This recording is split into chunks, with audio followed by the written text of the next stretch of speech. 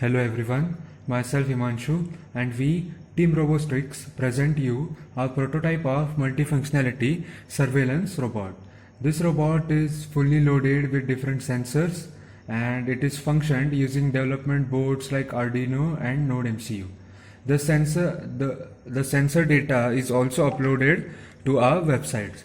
Now let me introduce you to some of the sensors that we are using.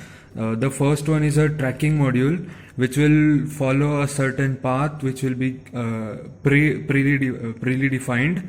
Then the second one is an IR sensor which will be used to detect any obstacle which comes in front of the robot. Then this one is a fire detection sensors which will detect any of the fire if observed. Then another sensor that we are using is a tilt module. It's used to check if an object is tilted or at a particular inclination.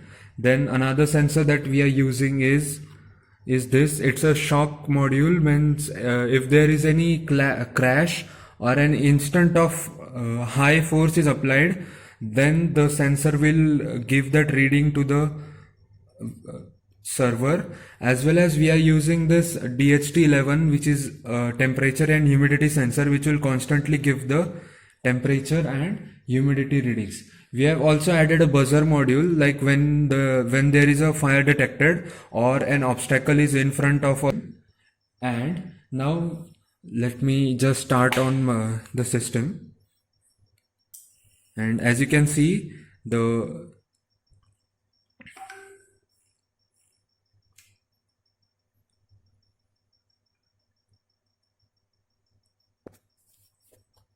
Now as you can see, I have started the system and the fan is running on. Now what I will do is I will add an obstacle in front of my IR sensor, and let's see. The buzzer will start on and the fans will be off. Now I will remove my hand and the motor will start again. So this is how it will work. I have added another sensor as well which will detect the flame. So I'll just implement that as well. What I'll do is I'll ignite some matches in front of the flame sensor and it will detect and the motors will stop as well. So this is how the fire module will work. Now let us see about this tilt switch. It measures the inclination of the system. Like when my tilt switch will be tilted like this, it will send the data to the server and we'll get to know whether our circuit is in proper inclination or not. Now let us see about the another sensor that we are using, which is a shock sensor. Like if I give some high intense impulse to this like this, then it will be detected by the sensor and uploaded on the server as well. So we can detect that also.